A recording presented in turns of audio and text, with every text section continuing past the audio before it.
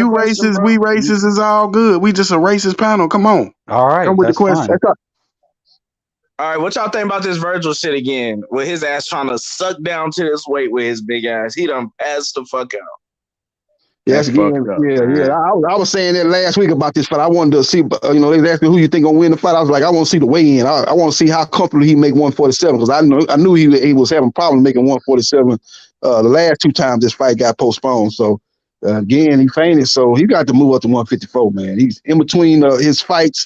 The older boy doing a bad job of keeping him very inactive, so he's blowing up in between fights, and that's part of the problem, man. Golden Boy just, they're a minor league promotional company, man. They don't have that many fighters. They don't have a lot of dates, evidently, man. Right. Their fighters are fighting a little bit too infrequent, and that's part of the problem, man. The guy blowing up in between fights, he's not able to cut the weight properly and cut the weight healthy, and he's fighting at the weigh-in. So now he's going to have to move up to 154. That's why they had to go get Staniolis to find somebody for him to fight.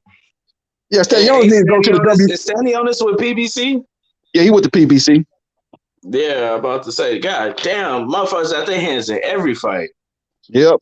BBC got Fulton going over there to Japan and fighting Inoue.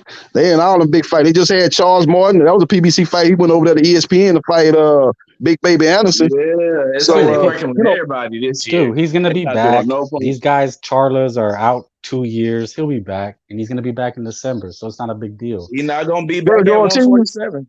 he got to go up to 154. Yeah, he's going up to 154. But look, these guys held up the division so long. That's what he tried to kill himself to make it. And he was in line, and they held the division up. That was the other thing. They ain't got nothing to do with you not fighting Staniolis. If he couldn't wait 19 fights, he was never going to be able to get these titles. Yeah, but if boxing was boxing how it should be, these guys should have been active. This guy Earl Spence didn't fight for a year and a half. He's just like, bro, it's time for him to move the fuck up. His body is just huge. What I'm saying is that these guys held the division so long, it just fucked everybody over. This Staniolis will be almost a year. Well, not really, because he said he wasn't even ready to fight Bud. He ain't been ready long. He's been ready. Maybe this fight was his prove-it test. Listen what I'm saying. So how the fuck somebody else holding up the division when you what I'm still ain't saying. prove yourself? If you can't listen to what I'm saying if Virgil, would have got a shot, these guys wouldn't have helped the division. He would have got a shot. Boots would have got a shot. There's a few names. Crowley. The division's been held up. What do they have to do with Virgil though? And oh my God, that's just what I said. I said the division's been held up so long, he kept trying to kill himself. He should have got a shot a while ago. But it is what it is. When he wasn't number one in the WBO, why he didn't fight Crawford? Why he didn't fight Crawford? What? He was number one in the WBO. Why he didn't fight Crawford? He was number one in the WBO. There was never about to happen. What are you talking about? They were holding up. Dude, you guys deflect us like a motherfucker, bro. These guys Golden Boy knew he got annihilated. They held up this. How long has this fight been negotiated? Like over a year? Like that's fucking insane. And you guys accept it. What the fuck does a year have to do with? Bro, if you can't sit out for a year, then it's the division out there for you. I've been disciplined in making this, even after a car accident. He's been making his way for damn near 10 years. I'm just pointing out the obvious, man. I'm pointing out the obvious. These fuckers held up the division. Obvious. Bro, this guy hasn't fought for a year and a half. How is that not holding shit up? Earl Spence. Virgil Ortiz ain't fought for a year and a half either. What's your point?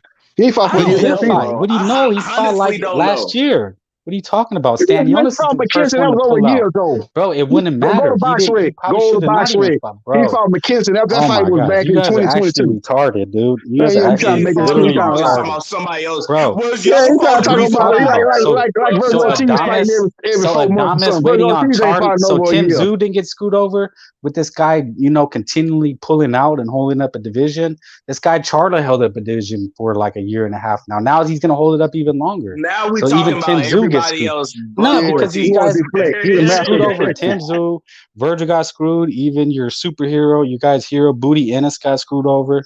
Everybody got screwed over. It is what it is. You can't deny it. He had 3 belts and he's been out for a year and a half. No, I can deny it because Ennis don't need to move up. Oh my gosh, he's disciplined. But they're still getting screwed over. They're getting screwed over by not getting title shots. It stayed at the division and stayed disciplined. So that's how boxing. So you're arguing that's how boxing should be. They should just not fight. Still struggling to make weight. Why are they not fighting? Why do you have one guy not fighting? Bro, it doesn't matter. He has to keep fighting. Canelo's fighting. What are you talking about? Canelo's fighting, bro. He's not sitting out a year and a half. He's not fighting. He's not sitting out a year and a half. See, you always bring up Canelo. Why did he bring up Canelo? I'm saying these motherfuckers sit back and hold up divisions. But you gonna give him credit for fighting trash fights. You give him credit for fighting trash fights. It's some pussy ass shit, bro. He said it for a year and a half. Doing what? What was Earl Spence doing for a year and a half? Why wasn't he at least fighting?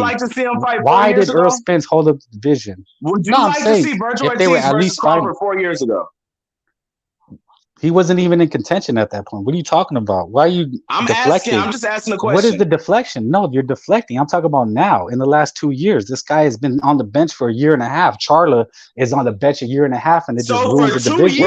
Nobody's going to do anything for a year and a half, but you don't want to say anything about him. Are you blaming he can't make weight on him not being able to fight? No, I'm saying it's unfortunate that these guys. 2 years? I'm saying it's unfortunate these guys held a division for 2-3 years. Okay, but we're talking about him making weight. We're not talking about holding the division. It just got to the point where he couldn't make the weight anymore. But had they been fighting regularly, which they should have, he would have got his shot.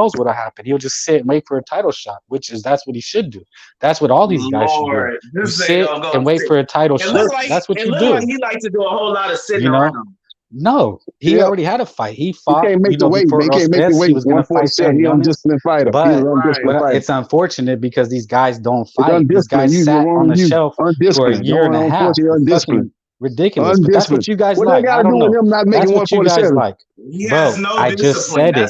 No, it has nothing to do with this. He's a big guy. He just outgrew the weight. Oh, okay. What I'm saying is, all I said is about a black. What is it? It's not making a black thing. You're making it a black thing. But if you want to make it a black thing, it's mostly black fighters that are inactive. Virgil Ortiz been fighting once a year since 2021. The last time he had 2 fights in a year was 2021. Virgil Ortiz. He fought Marty Silva. He fought Igor Kavalaski, aka Green Machine. That's the last time Virgil Ortiz fought twice in a year. He's been fighting once a year. You want to talk about what else Junior Crawford ain't been doing? Virgil Ortiz ain't been hella inactive his own damn self. If the guys with the belts are not fighting, what is the point of fighting? Like, you're just taking an unnecessary risk.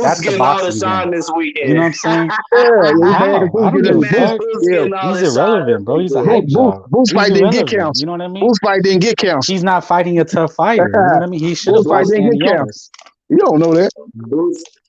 And he's still fighting Bill. And these Crips, the Sprints and Crawford are not Like going to give Bill him on a shot. Showtime. This Saturday, Atlantic City, New Jersey. And you know these black Going guys, down. Sprints and Crawford, are not going to fight the tough Boots guy. He's black, and they're not going to fight each other. They're just going to duck each other. They got That's a how it two-fight goes. deal, so You know that's what I'm all we saying? know. They got a You really two-fight deal. think Earl Sprints is going to fight Boots Ennis? You're fucking smoking Earl crack. It's going to be fought all another the top Hanky fighters at and 147. Shakir. Why wouldn't It's he going to be fight another Hanky Boots and Ennis? But Shakir he gonna move up. situation. He finna These move up black though. guys ducking each He other. finna move They up. He won't been at fight each other. 147 this That's whole what's career. He gonna crazy. move up. So if he Boots fights keeps Boots fighting Ennis, that it'll be at Latino guy. 154. You It know what I'm won't be at saying? He won't fight 147. another brother. You know, that's what Hanky did. He won't fight another brother. He He won't fighting a fight brother this. Shakira and He be fighting a brother fair. July 29th. What you chose to talking give about, the Frank? white boy. You know, He Hanky fighting gave a the brother white boy July the money. 29th. What you talking That's about, Frank? fucked up, man. And he gave He What you fighting talking the about, Compound man? #1 July You know what I'm saying? 29th.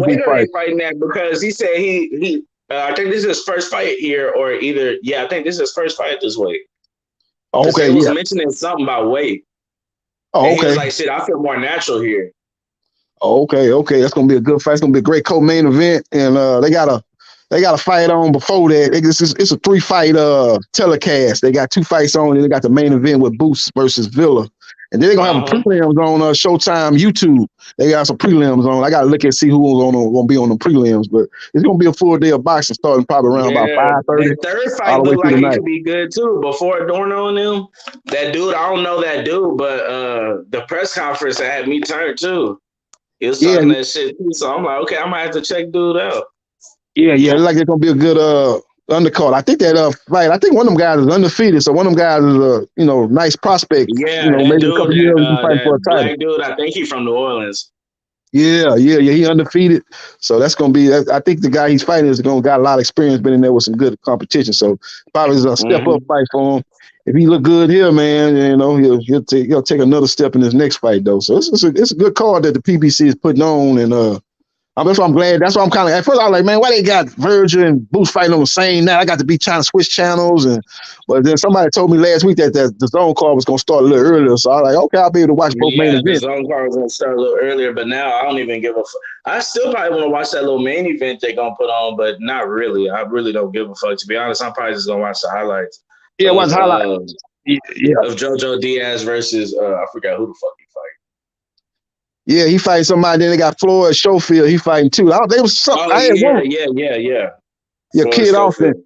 Yeah, Kid Austin, Floyd Schofield. They was trying to say the Floyd fight was going to be the main event, but then I read somewhere else they were saying JoJo Diaz got moved up to the main event. But like I said, I'm gonna be watching the PBC card. That's what happened because I thought Floyd and JoJo were fighting. I'm like, ooh, that's a fire fight.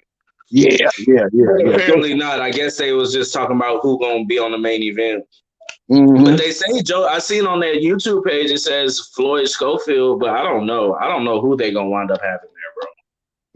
Yeah. I don't know which one gonna be the main event. Like I said, one report said it was gonna be Floyd was moved up to the main event. I was like, damn, he moved up from the main event. He was like, he wasn't even the co-main. He was like the when it's go to the main event card, he was the first fight, I believe. So I like they bumped him all the way up. I think JoJo was like either the co-main event or the fight before the co-main That'd be event. Good marketing though. If they did, like they'd be pushing his ass like they need to before it be too late. I mean, he's still very, very, very early in his career, but I mean, why would you put JoJo unless you're just trying to? But I don't think this was you had to buy this, so I don't see why not. Like put him on there. Fuck it, it's free. You ain't gonna lose no money. Mm-hmm. Yeah, I might I'll be watching that PBC card. I'm gonna try to catch the highlights of Floyd Schofield. I like his style, man. He got a lot of potential. I'm gonna try to catch the fight maybe the next day on YouTube. Try to watch that. But I'm gonna be putting in that PBC card. I'm trying to see that too. Mm-hmm. I'm trying to see. I really hope. I'm really just curious of what happens. Like they PBC putting on them cards. Like it's like damn. It make you want to watch it so bad because it's like just curiosity. Like shit, this could happen, that could happen, this could happen, that could happen. It's not like when the zone and the match don't be putting us like you damn near know who's gonna win, just how. But this is like shit. It could go. Vila could win because Boots is there to be hit, but it's a whole lot to be said with that. Like, and he's not there to be hit, Like, but I want to see what's gonna happen. He said he was going in the press conference. Vila was like, "Yeah, I'm gonna come straight out. I'm gonna come straight." He was like, "He don't know no other way to fight." I'm like, "There's your mistake." Yeah. There's the mistake. You gonna run into something fighting like that? Yeah, he got a good chin, but he got to be worried about that hand speed and get caught with a shot he don't see. Man, he get caught with a shot he don't see, he gonna drop him, and then Brooks gonna be looking to finish him off. So as soon we as gotta watch him, he gonna be looking to finish that. Mm-hmm. Yeah, it's gonna be interesting fight, man. Like I say, stylistically, it's way different than his last fight when he fought that dude Karen. That dude Karen was running around, didn't want to engage, didn't want to sit down. My boy Dirk backstage. What it do, Dirk? Yo. Yeah. But yeah, it's gonna be way different, bro. And he said in this interview he did, he was like, "Man, I can't fight no other way." I think he did this interview with Fight Hype. He was like, "Yeah, I'm gonna be coming straight at him." Because I think he asked him something about, "Are you gonna fight kind of like how Karen did, or are you gonna like come straight forward?" It's like, "Shit, I'm gonna come straight forward." Basically, like I don't know no other way, and that'll be disrespectful to the fans if I ever did something like that. Like. He was like, "That's a coward's way of fighting." I was like, "Damn, get him, Vila, get him!" I can't wait to see it. Boots gonna put him on his ass as soon as he gets to doing all that shit. Yep. right into Boots' Because he hands. don't do no head movement, no nothing. He don't take his head off the line. He don't really got no good defense. He let his hands down when he starts swinging. Like, bro, I just see too many times Boots could touch his ass up. But Boots is also there to be hit. So I do want to see him get hit and how he reacts to a real hard punch. I've seen him take one before, and I just want to see if he could take this type of power. Yeah, because Villa probably the hardest punch he's been in the ring with. You know, he took some shots from Thomas Delerme, but Thomas Delerme was a guy coming up from lower weight, so he was able to take those shots. But again, like you said, Boots is such an offensive fighter that he does leave himself open. When you aggressive like that offensively wise, you know, you're gonna be leaving yourself open at time for shots. So it's gonna be interesting to see when Villa does catch it with a shot. Will his chin hold up? They held up against Delerme, but again, Delerme was a guy coming up from lower weight. He wasn't a guy that started off at 147. He started off, I think, at 135, I believe. So it's gonna be interesting to see Boots been robbed before, but it was like very, very, very, very early in his career. Okay. He been robbed before, and I seen him how he reacted. Like he got shook, but I mean, I want to see what he does now when he got more weight on him. You know what I'm saying? A little more seasoned. I want to see what's happening now. Yep. I think I know what the fight you was talking about. That he fought one of the Spanish fighters. That guy came in throwing a whole lot of punches. He was just throwing punches like he was a flyweight. And I don't know. The dude kind of looked black, so he could have been a Latin fighter because you know it's a lot of Latin Negroes out here. But I don't know. I'm not sure. I think he was, but he's only went the. I was talking. I don't know if it was you or Mastermind yesterday that said he only went the distance once with Karen. I was like, nah, bro. I know he went the distance before too, and he did. He went the distance like a total of 3 times. Karen, a dude named Eric Diaz, I believe, and another dude, some black dude. I forget his name. Shit, that was probably the one he got rocked in. To be honest. Because that was earlier shit in his career. So, yeah, that was probably like his 5th fight or something like that. Okay. Yeah, unanimous decisions. Oh, okay. Well, we got some good fights coming up all the way through this month, July, all the way through August. You know, we got fights this week. We got 2 cards next week. Is it the week before that Fulton fight? Yo, that's the fight. That's the fight week. You got Fulton Inoue that Tuesday on the 25th. And you actually got you got that girl. And that Saturday comes the Spence fight. Spence Crawford that's Saturday. And then you got to fight a card that Friday. The ESPN Top Rank got a card that Friday. That girl Sinista Estrada, she's a pound for pound fighter for the women. She's fighting that Friday on ESPN Plus. Who's she fighting? She fighting some girl I ain't never heard of, but she fighting you know, ESPN Plus on the 28th. I wonder why they keep matching her up with bums. Yeah, I don't get it. I guess are they building her up? But she's not like I don't know. I don't know what's going on with that, but I wonder. Hold on, Pat Greedy. When does Pat Greedy in the chat? When does Kambosos and Maxie Hughes fight? Because I know they've been training and shit. Yeah, they fight the week before. They fighting 22nd, July 22nd. I think it is August 22nd. I think it's July 22nd. Yeah, they fight the week before. Wait to see that too, because I do think Kambosos is a good fighter. People sleeping on him. Watch what he do to Maxie Hughes. Yeah, Maxie Hughes, man. You know he's a UK domestic level fighter. Kambosos, you know he should beat him, man. Even Kambosos, who I don't rate that high, I think he's a C plus B minus level fighter. He should beat Maxie Hughes. Maxie Hughes is man, you know, Maxie Hughes before when he was fighting Tago and them, he was gonna fight Maxie Hughes. Ryan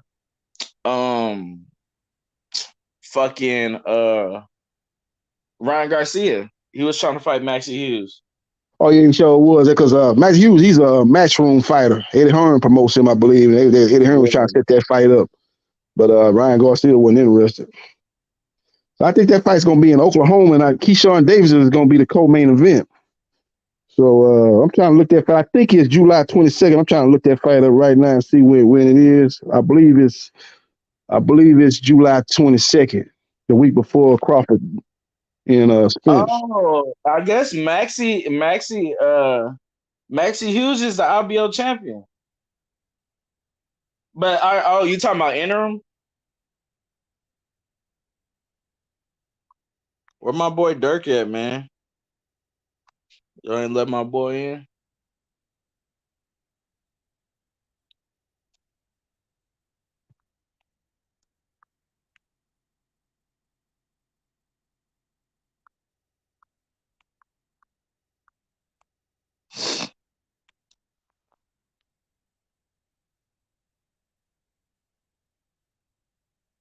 I'm dead. Our gatekeepers. Damn, I'm just disappointed, bro, in Virgil. Like, son, like you just had us waiting for this fight for so long. You keep fucking pulling out because your big funky fat ass keep eating, won't pull away from the table. Over here passing out. Hey, what up? What's going down? Yeah. What you think about this Virgil shit, bro? Him can't make weight and he passing out trying to make weight. You believe this is Spence and Terrence Crawford's fault? Nah. Oh wait, some people are blaming it on Spence and Crawford. Well, you know who the person was. Frank. Oh, he trying to say. What was he saying? Because I wasn't listening. He was saying that it's their fault for holding up the division for a year and a half. I mean, bro, Boots is so big, he just can't like make weight Virgil. He's because they making weight. holding up the division. Bro is big as shit. All the people have been calling him a weight bully for years. He's never missed weight. Right. Exactly. Maybe the motherfucker's on steroids. You know, So I heard that's. something. I'm just saying that's part of. That's a side effect of that disease that he has. It's one of them. Facts. Yep. All them blood problems and medical problems and shit. Stop fucking around with that needle, Virgil. Yeah. Yeah. I'm not trying to I'm not put that on him. I'm saying it's a possibility. Nah, they put that shit on Earl all the time. I'm putting that on his ass. I'm putting it on that. But I want to see at 150. That makes 154 now all the more interesting. I would love to see him versus Tim Tszyu. So Lord, there's rumors. He got to give his fans a big fight at 154. He don't have the luxury of having to tune up because, bro, they've been waiting to see you fight and you've been getting count 2 days before the fight. Like, no. Yeah. So there's rumors that this thing or whatever, like, basically ruined Virgil. Like, he's not gonna be the same fighter. I hope like it's not this, true. the passing out, or are you talking about this situation with business wise? No, the disease like ruined his body. Like he's not the same fighter. Oh, like in camp and shit, they saying he'll fuck around and get fucked off versus Staniolis or something. Yeah, because I heard this thing had something to do with the COVID. He originally had a bad case of that COVID, and I think this is I don't believe that shit. Yeah, that's what he said. I was about to say, I don't know about that. That shit was always suspect to me. Yeah, he said. Yeah, that's what he said. He said that on that. He was on the interview. I think it was Fight Hub. He was talking about the COVID was the original cause of this. This was like caused by the COVID, and then, but I don't think it was caused by that. When I was listening, I was like looking at him side. I'm like, nah, I think it was, you ballooning up in weight in between these fights. You try to cut the weight, and your body is rejecting that, and that's what's happening. So yeah, because you try to eat that is for some with protein and all this other shit.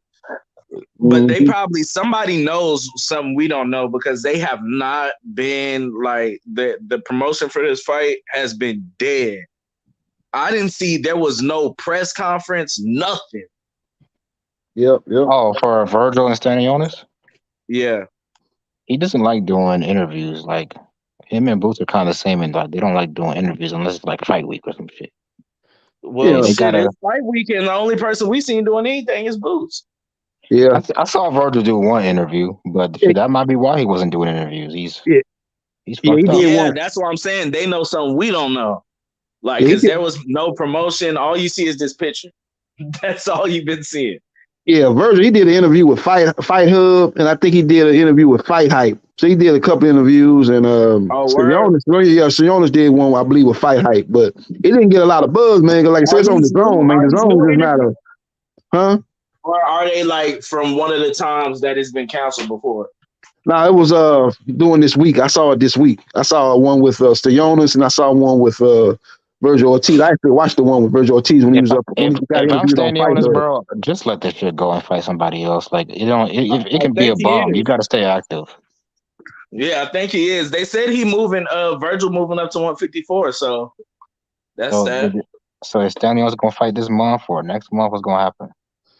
They got to try to PBC. Got I to try to don't get know him a about fight. Stanionis. But And I how know do if you I did not all have that like training, a? bro, I'd be ready to fight. How do you not have like a backup fighter? Like, well, that's probably because of Especially Tony. with It's this gonna be type of Cody fight. Crowley. It's gonna be Cody Crowley. That's who we supposed to fight before. That was gonna be the co-main event to one of Spencer's fight. Didn't that They were dude just talking about fight? Cody Especially Crowley. when they pulled out of this fight more than once, bro. I'll have a backup for sure. Yeah, Crowley fought maybe a couple of weeks ago. I got to go to the box break and see. He fought not a couple of weeks ago, maybe a couple of months ago. Cody Crowley fought, but he should be ready if they say if they fight maybe in September, something like that. You know, I think Cody Crowley will be ready about to fight that. Yeah, So he need to fight somebody. I'm ready to see Stanionis fight again. yeah, I got to see the rankings. Who's the next highest ranked available fighter after Virgil Ortiz? That still should be fighting Stanionis next for his regular belt. It should fuck around be Boots, right? For WBA? No. But Boosting went the IBF route, so he's IBF interim, so he's not gonna be there. It's gonna be maybe Cody Crowley or something. I gotta go to look at the rankings and see. How far did they drop? How far did they drop? Oh no, that wouldn't be for him. The WBO. Shit, Boots I don't know. and Stanionis should be an easy fight to make. For facts, I want to see that fight. They're both on Showtime. Make that shit happen. I mean, obviously, ideally, of I course. think Stanionis was just gonna get more money, and PDC was gonna get more money letting them fight Virgil, but That too, but I think honestly, I think stylistically, Stanionis people think that Virgil's a more winnable fight because Stanionis is kind of flat-footed and a slick, mobile fighter like Boots Ennis, who's also a power puncher, is a nightmare for a dude like that. Yeah, so because his last few fights, Stanionis has been like stuck in the mud. He's always been like that, but he's just a great inside fighter. So that's why matchmaking is important. And Boots is long too, but Virgil's long too, and Virgil could kind of, but he's not gonna move around as much as Boots. Yeah, Boots but Virgil is a 70-inch reach. Boots is 74, so it's not the same. Oh shit! Yeah. Mm-hmm. I think Stanionis is probably around the same, probably 69 or some shit like that. Yo, I'm back. What's going on, guys? Man, we talking about the Virgil Ortiz situation. Yeah, I mean, with Virgil, though, do you guys think he can become great? Like, he was going for greatness. Do you think now? Well, Virgil... is he limited? Well, we got to see, but I've heard rumors that they're saying that they don't think he's ever going to be the same. Because that disease might have like really damaged his body to the point where he'll never be the same fighter. I hope that's not true because I want Boots to knock him off. I'm not gonna lie to you. And you want the best fighters available to fight. You know, the more good fighters, the better. Yes, that's bad news, bro. I'm gonna be honest because regardless of what anybody says, he's an exciting fighter and he's one of the most threats at 147. You do know he's got 100% knockout ratio. Yeah, everybody knows that. I mean, you're talking about a fighter that everybody wants to see him matched up with Boots, and there was a time that we wanted to throw Conor Benn in there if he kept doing good with Virgil, regardless of what people thought. But he was the name after Errol Spence and Crawford. He's the name that people want to see him fight. I want Conor to build his name up a little bit more before Boots knocks him off. You know, become big over there in the UK. Him fighting him right now, what's that going to do, bro? Hey, Rap, what's the noise about him fighting Chris Eubank again? Yeah, I heard they're going for that direction. But you know what? Conor Benn's had a bit of an issue for a whole year since that issue. So all I want to see is if Conor Benn start knocking people out again, then yeah, there was fights with him and Virgil Ortiz. But the problem now, because you know that fight was more gonna be logical in the future because they're both on DAZN, right? Now, Yeah. Virgil Ortiz, which is a good name, exciting fighter. This is the third time the man's got issues. Like, how many times you know what I mean? And Staniolis, I would want some of my purse if I'm waiting that long, bro. That's just my opinion on that. Right. You know, I'm not waiting all that time. And Virgil Ortiz always, there's got to be something in a contract where a fighter like Staniolis has trained. How fucking hard is it to train twice, 3 times for a Three fight? times. You pay his sparring partners. He deserves his full check, whatever it was. Pay that man. Especially made him wait 3 times and no fights. Pay that man. Man, Virgil Ortiz is fucked, bro. If he can't That's how you know the check was gonna be good because he was willing to do that shit. But I don't see how they didn't have a backup plan. Like exactly. Why isn't there a backup fighter to like come in, like, hey, be on notice just in case one of these guys pulls it out? They should have Bladder Flair or somebody on the undercard. They could have called old Bladder Flair. JB, look, that's Golden Boy for you. They're idiots. How long has it been since Virgil fought? August 6th of 2022. Now watch this. A guy like him with camps after camps, getting sick, not well, and that's the big paydays for him. He can't even get his payday, so he must be fucked. Yep. Tragic, Paying those sparring partners and all those expenses, doing training camp that you paying. So yes. And you know he paid everything because this is the second day before, like 2 days before the fight. Like, so you think everything's gonna be all right? Yep. Because this is the closest they ever pulled out, right? Yeah, this is close to the guy. We was like you said, he was 2 days out. But I said last week I wanted to see the weigh-in for this fight. I was interested to see was Virgil Ortiz was going to be able to make the weight, or was he going to be compromised? How he was going to look in the weigh-in? And we never got to he got to the weigh-in, but he fainted, so he never got on the scale. So well, we might as well talk about the boxing news that is going on. You guys heard about these fights that have been announced with Anthony Joshua, Dillian White? Oh yeah. And they said they locked it in for Wilder and Anthony Joshua in December. Yes, I don't think that fight locked in. There hopefully ain't no monkey wrench. Yeah, I don't think that Joshua Wilder fight locked in. I don't think that fight locked White in. don't beat his ass. I need an official announcement before I believe that shit. Stop it's going down August 12th at the O2 Arena. It's official. It's August 12th at the O2 Arena in London. But I did hear her say that they locked in Wilder for December, but I don't believe that. And Wilder trying to get the fight in with Andy Ruiz, but they squabbling over purse split. The reason why I believe the Wilder thing is because they both know it's big money and they don't have no time to waste. And then Saudi Arabia wants all the heavyweights. If Saudi Arabia gets to throwing around money, them motherfuckers is going. Ain't no, I don't know. But the only person we waiting on is fucking Tyson Fury. He got to get on board too. Yeah, I know they talking, but they was talking about December. Now they talking about January. But my point is, Wilder needs to get him a fight in. Wilder can't wait till no December, January. He needs to get him a fight in before the Joshua fight. I want to tell you the latest. So in England, right, they said that Fury was wanting more money than Usyk, because he's a bigger star and he's a bigger name, right? Now they're saying that Usyk made such a fuss about the rematch, right? And when Tyson said sign the contract, fuck the rematch, sign that contract now. You agreed to the purse.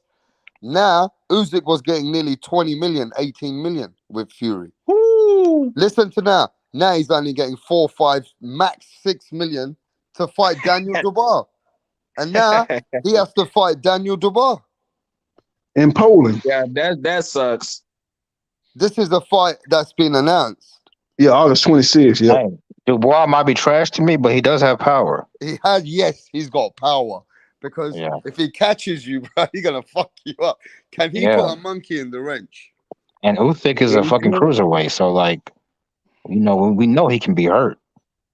So who knows, bro? He might throw, like you say, he might throw a monkey in the wrench. And then we're going to be stuck with Fury versus Dubois for undisputed. That'd be some bullshit. Look, that would be some bullshit. I'm not gonna lie. Deontay Wilder's getting his payday. He's trying to get Andy Ruiz. Anthony Joshua's already signed with White. Usyk is signed with Dubois. Tyson Fury's sitting back with all these endorsements, making money anyway, and trying to see what's going to happen with these free fucks. Because are one of these guys going to lose? If I said to you, there's going to be an upset, which upset do you see coming? Out of which one? You talking about Usyk, Dubois, and White and AJ? Wilder Ruiz, Joshua White, Usyk Dubois. If there was an upset to fuck up the Saudi Arabia tournament. Oh, you probably say Ruiz. He probably also probably closer for that fight. Ruiz, he's former unified champ. He got fast hands. He can box. Actually, he is a good boxer. What are you talking about? Yeah. Deontay Wilder won't. You're saying that Ruiz could upset Deontay Wilder the most out of everybody else? Well, we're saying he's the best fighter, the best challenger, the best contender out of all of them. Like, we're talking about fucking Dubois and Dillian White now. Like, bro, this is really no competition. Dillian White would give Andy Ruiz Dillian White, I think Dillian White has the best chance to win. Dillian White and Andy Ruiz is an even fight. Actually. You talking about Dillian White versus Andy Ruiz? I actually think you guys have got it fucked up. The one that's the weakest heavyweight, the one that's the weakest heavyweight, and I'm not biased, is Anthony Joshua. Yeah. I was just taking the contenders instead of the actual fighter. I think Dillian White could upset the car and he could catch Anthony Joshua maybe. Anthony Joshua. I don't think he could knock him out or nothing, but I think he could win like with just him being busy. And then we'll have the Tyson Fury White. What is this like they said? What would that be like? They 6 fight looking ass? It'd be the rematch. It ain't Chisora, but it'd be the rematch. Anthony Joshua, man, he's been very attentive. He ain't been letting his hands go ever since the Klitschko fight. So you can see Dillian White, who's a good puncher. Dillian White got power. He's probably one of the more harder punchers in the heavyweight division. He ain't wild now, but he got good power. So if he catch Anthony Joshua on that chin, Anthony Joshua is chin. If he catch him on that chin, he definitely could drop Anthony Joshua and possibly stop him. So that's a dangerous fight for Joshua, but I just did not like what I saw to Dillian White in his last fight against Jermaine Franklin. I actually thought he lost that fight. He would get pieced up in that fight with the 1-2 the whole fight. But the problem with Franklin was he didn't let his hands go enough. He was too tentative, and I thought White probably outworked him, even though a lot of the punches wasn't really landing. He kind of out-hustled Jermaine Franklin and got the win in his home country, man. But he didn't look good in that fight. He definitely going to have to step his game up against a gun-shy AJ. Well, even if AJ as gun-shy as he is, he's still a guy that's, he's a good fighter, and he's got power, good uppercut. He's been trying to work on that jab, and he's a guy that throws good combination when he let his hands go. So White definitely got to be on top of his game if he want to pull the upset. Well, we got that fight already locked in. What about Oscar Valdez versus Navarrete? Oh, yeah. Navarrete is one of my favorite fighters, man. I love watching Navarrete fight, man. I'm much looking forward to this matchup. I think Navarrete beats Valdez. Oh, Oscar. You got Valdez. I got Navarrete winning that fight. We'll see. I got Navarrete outworking him, throwing too many punches. I just don't think Oscar Valdez is going to be able to keep up with him. Oscar Valdez he's been hurt by a couple people now, and he survived because he's clutch. He usually ends up hurting his opponent, and he knocks him out. He's not knocking out Oscar Valdez. I can tell you that right now. Say what you want about Oscar, but he's tough. Yeah, he's tough, but but I think Navarrete is going to outwork him. You look at the punches that Navarrete throw per round, and you look at the punches that Valdez throw per round. It's not competitive. But like I said, Valdez is the bigger guy. He got the power, so that's going to be his advantage. He's going to be the power guy. Maybe he can hurt Navarrete and get him on a body. Oscar got power too, and he got a better chin. Yeah. That's what I'm saying. Oscar got the power advantage. He got the power advantage and stuff like that, man. But Navarrete throw a lot of punches. He's very awkward. He throw punches from weird angles. You think the punches he throw? He got long arms too, Navarrete. You think you got the distance control with him? You out of punching range? You really ain't out of punching range fighting Navarrete. It's gonna be a good fight, man. We've never seen Oscar get hurt before. It's not like he don't get hit. He gets hit.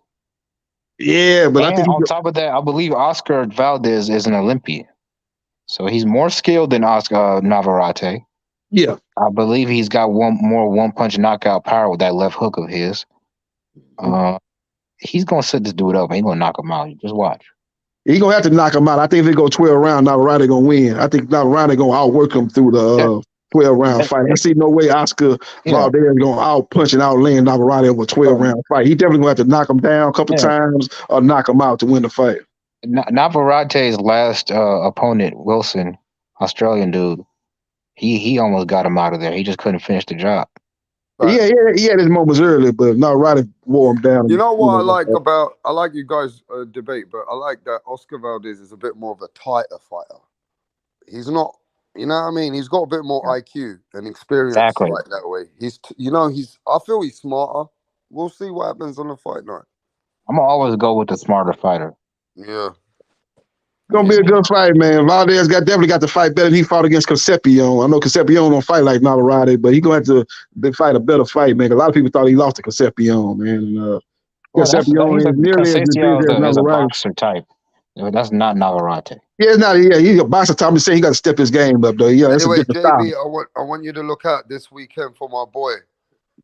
Who's this, JB? Oh, Floyd Schofield. Yeah, look out for him. AKA Kid Austin, yeah. He'll be coming on the channel soon. And, okay. Yeah. He was on the channel last few months ago. But yeah, Floyd Schofield, look out for him. He's gonna have he's actually the main event now, Dirk. But who is he fighting? He's fighting another guy. I don't know his opponent well, right? He's a prospect, Haskell bro. Rhodes. So the opponent's name's Haskell Rhodes. I mean, what do we expect him to fight at this point? Forever. I mean, look, he's with 23. Golden Boy now. He's with Golden Boy now. How old is Floyd? 23 is like, bro, come on. How old is Floyd Schofield? I don't even know right now. He's young. I think he probably in his 20s, huh? 20, 21. Yeah, he been.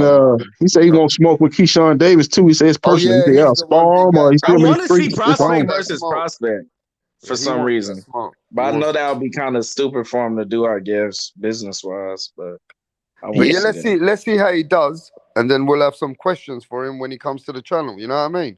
Obviously, he's gonna win this fight. He's got skills, bro. I've seen his fights, man. He got skills. No matter what anybody says about him.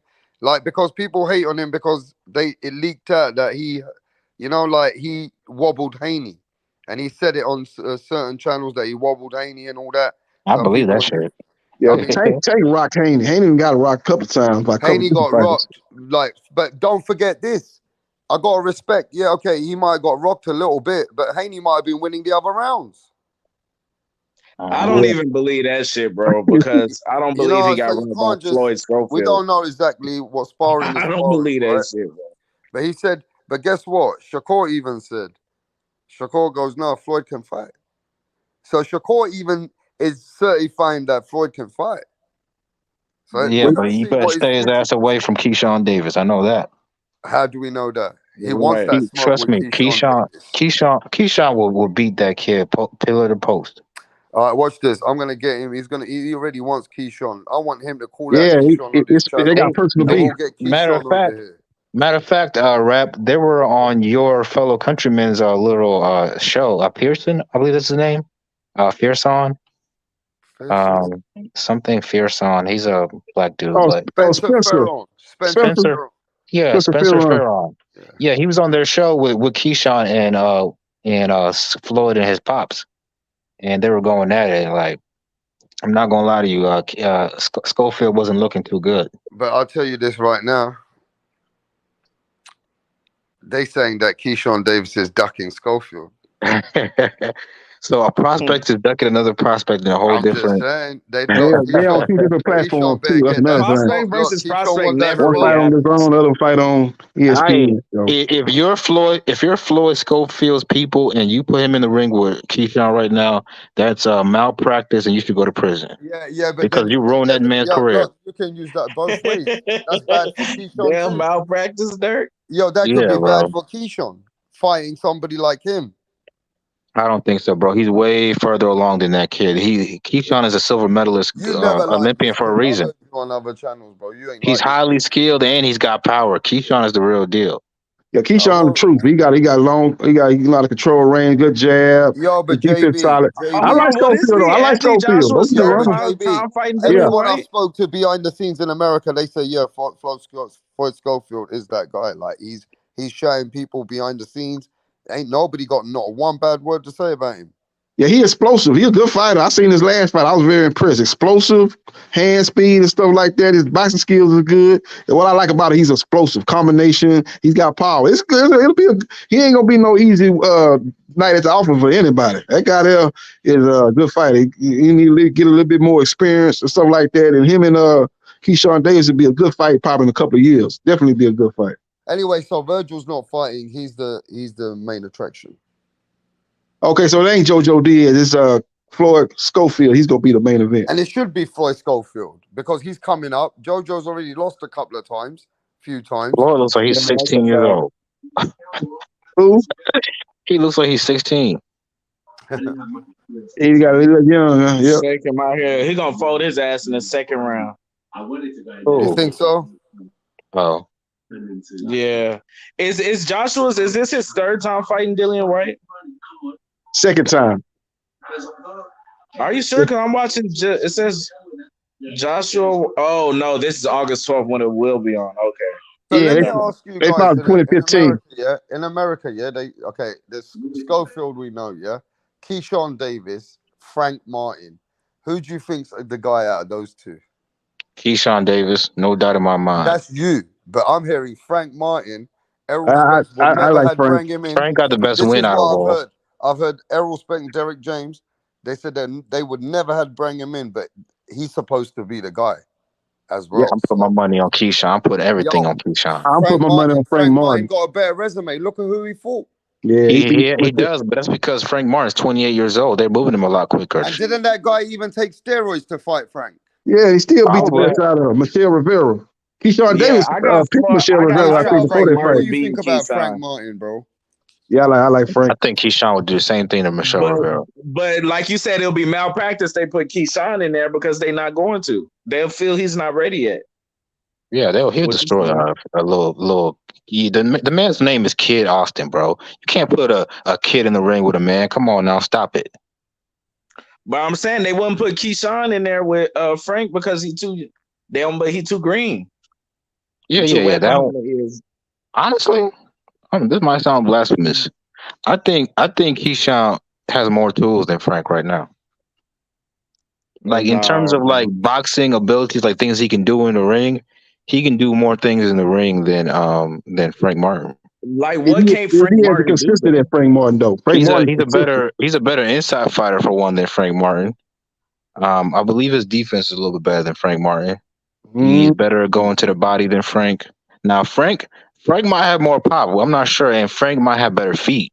They both have great feet, but in terms of like, there's not much that Keyshawn can't do in the ring. Frank's ring IQ is better too. I don't know. We don't know that because again, Keyshawn is true about Keyshawn because we ain't seen him fight nobody. Y'all gotta realize. Keyshawn is a silver medalist Olympian. You know what? We ain't seen him fight nobody though. If he beat Andy Cruz, I believe it. Listen, JB Sports. I think Michelle Rivera could beat Keyshawn Davis. Get the fuck out of here. He would telling beat the shit out of that. Keyshawn Whatever that motherfucker's Michelle Rivera will give Keyshawn Davis that work. No, hell no. Yes, he would. Well, Keyshawn Davis thought very highly of Michelle Rivera. He picked him to beat Frank Martin before the fight. It didn't happen. Frank Martin watched that boy. That was his best performance, man. I think some guys rise to the occasion. Better than the competition, the better they show up. This Frank Martin looks like he's a real threat. Yeah, I like Keyshawn. He's what you call a dark horse.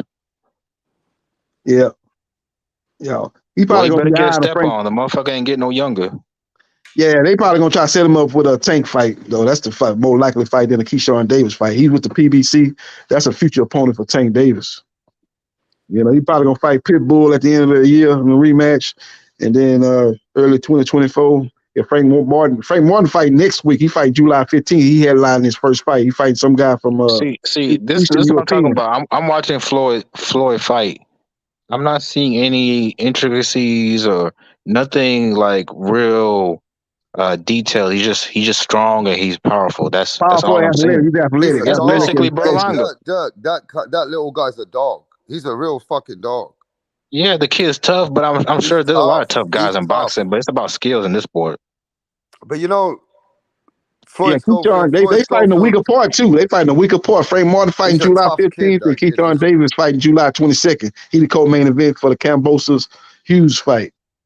So we'll be able to watch them guys Y'all need to consecutive watch weeks. Keyshawn fight, bro. This dude is highly All skilled right, for a so prospect. look. Dirk Oh says yeah, I don't watch Keyshawn. Keyshawn. So I know a lot about let's get Keyshawn. this He's cool. conversation going, bro. Dirk says Keyshawn Davis is the one out of all the prospects coming up, right? He feels that is Keyshawn. Yeah. Charlo, who do you feel? Frank Martin, Keyshawn, or Schofield? Hey, don't sleep on Abdullah Mason, rap. Yeah, all right, but we're talking about these guys. Okay. Hey, JB, which one of you got in your mind that thinks is going to achieve the most?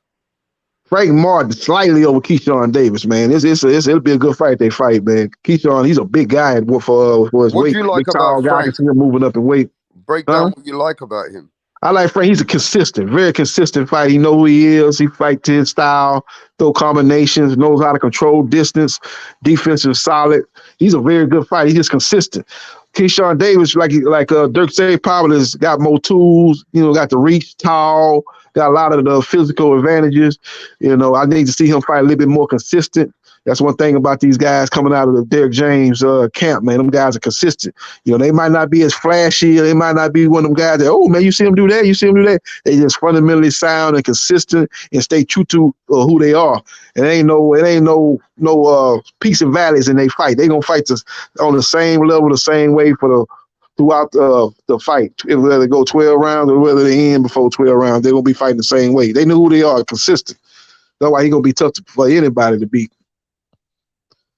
Yep. Hear that, Dirk? You hear that, Dirk? I heard him.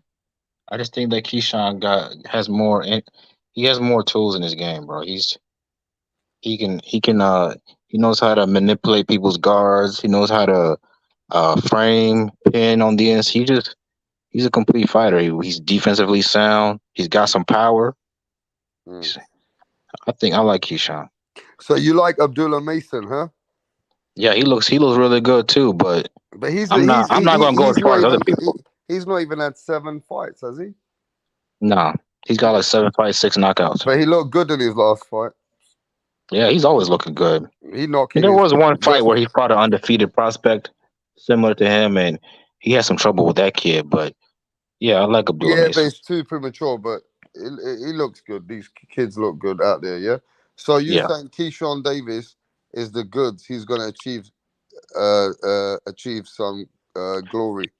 Keyshawn has the opportunity to be a pay-per-view star because unlike a lot of boxers, he has a personality. He's good on the mic, and he can play that villain role. He can be a pay-per-view star. So that's my opinion. After this fight, July 22nd, I'd like to see him maybe get in there with maybe a Jermaine Ortiz or somebody like that. Because I think even though he ain't had that many fights, like you said, he's a very talented fighter. Yeah. I think they can move him a little faster than the normal prospect. They will. He's like a Morrell. Like he's ready for a lot of contenders right now. He's better than a lot of contenders right now. Mm-hmm. They got a lot of good fighters over there at 135. Top Rank got a good stable of fighters at 135 and 140. So he got some good fights to come up. Jermaine Ortiz, he can fight a Nekatilia who coming off a loss, or Magdalena. He got some good fighters. He's not gonna fight Shakur because they good friends, but he got some good fights up over there. Cambosos, he got some good fights. He might call out Cambosos after he win. He fighting right on the undercard, or call out the winner. I want the winner. Cambosos, if Hughes pull up, said I want the winner. Well, they're all fighting, innit? Frank Martin's got a fight coming up. Yeah, he's fighting next week. Not this weekend, next weekend. He's fighting that guy, what's his name? Arthur, whatever his name was. Yeah, he's a European fighter. I don't know hardly anything about him. Arthur. Yeah, he's his first time fighting in the U.S., so we don't know a lot about him. The guys he's been fighting over there, I feel like that's a downgrade from Michelle Rivera, but whatever. Yeah, that's the best win though. Either fighter, Keyshawn Martin ain't got no Michelle Rivera on his resume yet, so he beat that guy that gave the Rolly stop. Was that guy Jit? Jit like that? Yeah, Jit. He beat him and he stopped him, so that was a good performance. Jit gave Rolly a little bit of problems, but on the undercard of that fight was on the undercard of the Charlo Costano one fight. Everybody gives Rolly problems. It's Rolly. Yeah, Rolly awkward, but Rolly ended up stopping Jit. And Keyshawn stopped him too. I think he stopped him earlier than Rolly stopped him. So yeah, that was a good win. That was a good win. It probably his best win of his short career was the Yajit win. Yeah. But like I said, we got a good month of boxing, man. July all the way through August. We'll see what September, when they start lining up the fights for September. But July and August is stacked with great fights, great cards. I mean, you guys ain't talking about this fight. You guys ain't much interested, but we are. We got our boy Callum Smith fighting Arthur Beterbiev. Your boy finna get annihilated, man. He finna get annihilated. Callum Smith is fighting Beterbiev. And Callum Smith is a good underdog to put your money on. Oh, you gonna put your money on Callum Smith? You can win money. You can win put your money on that rap. How much you gonna put on him? About 5 G's? Well, I'm not putting that. I'll put probably about £50. Oh, £50, okay. Yeah, listen, what would you get in Callum return Smith for that? Younger, yeah, because you got to be at least a 5 to 100, dog. 200-300. Who knows? That's a good return. Look, Callum Smith is way younger. Arthur Beterbiev, yeah, he's great. He's a monster. He knocks everyone out. But there could be a day he's getting older. He's 38, isn't he? He ought to be about 40, 39. Might already turn 40, either 39 or 40. So you know how age can catch up with you. But, of course, the favorite, it has to be Arthur Beterbiev. That's what they're hoping for. Arthur Beterbiev versus Callum Smith. That fight's on as well. Yeah, Eddie Hearn them, they know they're pulling for Callum Smith. They need him to win so they have an opponent for Bivol to fight, because Bivol ain't got nobody to fight right now. So got the Russian steamroller. Yeah, and don't forget, motherfuckers, that fight's coming again. Zhilei Zhang versus Joe Joyce. He's activated his rematch. Yeah, I'm not interested in that fight because Joe Joyce to me is one of the most boring fighters I've ever seen. He just slow. He throw a lot of punch. He just slow, but he's slow. No combinations. No defense. No real skills being displayed. I don't like this type of fighters. I'm not gonna lie to you. I like explosive, counter punchers like Inoue, Tank Davis, Boots. That's the type of fighters I like. Yeah, he's slow. He got a decent good jab fight because Joe Joyce wants his revenge, bro. So we're gonna see how he can that want fight all the plays revenge he out. wants until he stops blocking his punches with his face. It's not gonna make no difference. Well, Joe Joyce is still a juggernaut. He's tough. Let's see what he does. he got to take away Zhang left hand. If he can't get out the way of that left hand, it's gonna be a repeat of what happened in the first fight. I remember you Joe Joyce fans telling me that he would beat Wilder. Yeah, he's not taking no clean right hand from Wilder. No, the fuck he wouldn't. Joyce can still beat Wilder. No, he can't. He doesn't have enough power to fuck with Wilder. Wilder hit that ball with the right hand. It's over. Because let's be real, Rap. In order for him to beat Wilder, he would need. Zhang can beat Wilder. That's more reasonable because he's got one punch knockout power. Zhang might be able to stop fucking Deontay. Well, hear me out. Hear me out, Rap. Zhang, you might be right because he's got one punch knockout power, so he can clip Wilder. Yeah, but Zhang's only good for 4 or 5 rounds. Once Joe Joyce, if Joe Joyce can get him out of 4 or 5 rounds, he will win. Yeah, just through his stamina. Watch. Yeah. But what round did he stop Joyce? He stopped him early. I thought he stopped him late or whatever. 6th or 7th round. Oh, 6th round. Okay. His eye. I think his eye got fucked, didn't it? Joe Joyce's eye. Yeah, he missed his eye. Yeah. Yeah, but with what's his name? Zhang is a threat, bruv. You guys better watch out for Zhang. Yeah, if Zhang get his conditioning down better, that's what hurt him against Herkovich. We don't know about Joyce's first fight, but if he get his conditioning and stamina right, yeah, he'll problem for anybody in heavyweight division. He's the first Chinese fighter I kind of recognize. I mean, they don't really produce many of them, especially not of that size. Tell me another Chinese boxer. I mean, Zhang. I don't know. You talking about heavyweight? Yeah, it's hard. Any weight. Talking about Chinese? I can't think of one. No. I know there's been a lot of Japanese. They don't really like boxing like that. Yeah, Zhang is the man for China, bro. He's the man that's put his name on the map. I don't know any other fucking Chinese boxer. Many. Yeah. Yeah, the winner of that probably get Fury next. If Fury can't make the Usyk fight, the winner of that Zhang Joyce probably fight Fury. I think Fury would frustrate that dude, and he would probably like avoid him for 4 rounds, and then he'll probably start picking him apart. That's what Fury would do to Zhang. Mm-hmm. And a guy like Usyk with his conditioning, come on now, he would outwork Zhang and probably stop Yeah. Which is my opinion. But then again, he could always clip those guys too. He is dangerous. So after that fight with Zhang and Joe Joyce is going to be Canelo Alvarez versus Jamel Charlo, September the 30th. It's not a real fight. Why not? Because you're pulling up a guy from 2 weight classes, and he's never been acclimated in that weight. He's never even fought a guy at 160, let alone 68. So you expect Canelo just to put a beating on him? I don't expect Canelo to put a beating on him because Charlo's still a great athlete and a good fighter, so it's going to be competitive. But I don't think he can hurt Canelo. His only chance is to outbox him, and I'm not sure his gas tank is going to be the same at 68 that it was at 54 because he's never fought there. So you don't think Jamel Charlo is a threat for Canelo? No, in terms of, think about it. Canelo's taking punches from Bivol, Kovalev, fucking 75 pounders. You think a guy coming 54 is going to come up there and hurt him? No. No, And on Canelo. top of that, we don't know what Charlo's punch resistance is at 68. You know, so like we can try to act like this is it's some great fight, but like realistically, it's not normal for guys to go up 2 weight classes and beat a sitting champion, still technically in his prime. It doesn't happen. Yeah, Bernard Hopkins was the last person to do that, to go from 160 to 175. He bypassed 168.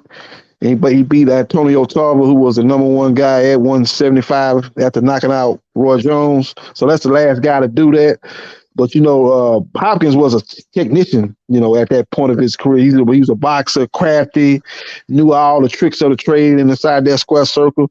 And he basically just outsmarted and outcrafted Tarver, who had just got to doing that Rocky movie. Let me ask Dirk this then, JB. If he says Jamel is not really much of a real fight, so he already expects Canelo to beat Jamel, right? So do you expect the same with Jamel's brother Jamal? I want to see Jamal get one fight in before at 68. Then I'll let you know what I think about that fight. But there's no way he was going to beat Canelo coming off a 2-year layoff, marital problems, depression, and drinking problems, and beat Canelo. It wasn't going to happen. So do you say that if you're giving Canelo obviously the edge on that fight too, right? With Jamal, all right, you must be. And his brother Jamel, obviously, that you said. So say if the third guy's Errol Spence. You definitely give Errol Spence no chance, do you? I mean, what are we talking about here, Rap? A welterweight going up to 68? We're talking about that because everybody in the world knows that Errol Spence was part of the first contract with PBC with Canelo Alvarez. No, we're talking about it because for whatever reason, Canelo doesn't want to fight the guy in his own weight class that everybody wants to see. But we're talking about it. That means that if that's the case, Canelo beats all these American guys that they'll put in there. I would hope he can beat a guy coming up from 147, don't you? Yeah. So what I'm saying is, you're telling. Obviously, we can see that out of all these, because if we're excluding David Benavidez right now. If those are the guys that are there to fight Canelo, then in your eyes, Canelo beats these Americans. What are you trying to say? You just answered it for me. That these guys are not much of a threat for Canelo. Yeah, because of the size. So why are we leaving out context? We're not. We are. Why are we leaving anything out of context? Is he fighting them at their peak? Is he fighting them in their best weight class? Is he fighting them like what are we talking about? I mean, does that stuff not matter? Those things are there, but at the end of the day, it means that Canelo Alvarez is going to take out these Americans because you, as an American, are not confident for none of these guys. Because I know that JB don't feel like you. He has already claimed that some of these guys can trouble Canelo. I say it's gonna be competitive. The Mel and the Maul fight. You said Jamel Charlo and Canelo ain't even a fight. It's not. You said. You said this ain't even a fight. It's not like it's not a fight that you deserve to get credit for. You're pulling up a guy from 2 weight classes. Yeah, I get that, but Dirk, you have to understand something. Jamel Charlo is undisputed at 154, right? Okay. Is right. His brother Yes. at 160 is at 160, right? He's a champion. Correct. They've been a bit inactive, correct? But weren't these the same guys that the Americans were cursing Canelo Alvarez over at one point? Who? You didn't Yeah, hear? there was a time. There Yeah. wasn't. Was there not a time that they were saying that, oh, Canelo needs to fight the Charlos? Yes, and there was also a time where we wanted Earl Spence to fight Keith Thurman, and nobody cares anymore. Mm-hmm. So things change, right? I hear Yo, you. yo. Hold up, Mirage. Before Mirage goes, and what's up? So and also you're leaving out context. At the time when we wanted Charlo to fight Canelo, Charlo was active. He was looking good. He wasn't, depressed or whatever. It was a good fight. You can't leave out that context, Rapstar. Like that's So not fair. in your heart, are you hoping David Benavidez gets one of those 3 fights? Be honest. Obviously, everybody wants to see that fight. Yep, Okay. everybody wants to see it. So really, really and truly, Canelo ain't taking the fade with all the rest of the Americans then. He's not fighting the guys in his weight class, and the number one guy in his weight class, David Benavidez. I think if Charlo is 80% what he was, even 80%, he can beat Canelo. He got a good jab. We talking about Jamal's WBC middleweight champion. Yeah. Jamal Charlo. If he gets a little tune up, and he looks good, at least 80% what he was before, yeah, he can beat Canelo, especially with Canelo, looking like his last couple fights. So I watched both Castano fights the other night with Charlo. So he fucking lost the first fight. There was no fucking draw. That was 8-4 to Castano. So the draw was a fucking robbery right there. First point.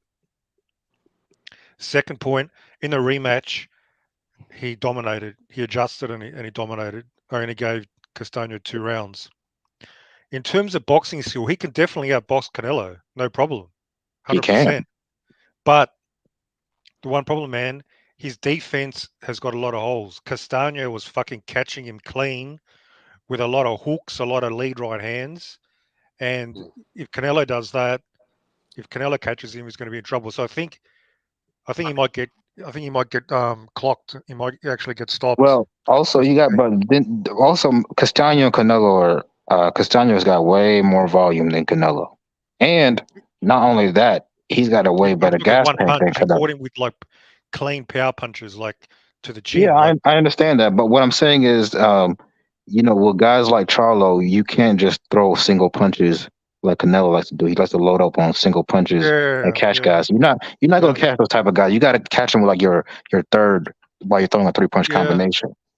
You know what I mean? Maybe a couple of times he still caught him with like a lead right hand, but that's my only worry. That's the only worry. One thing about the Charlos, I don't know if it's going to travel to 68. They have chins.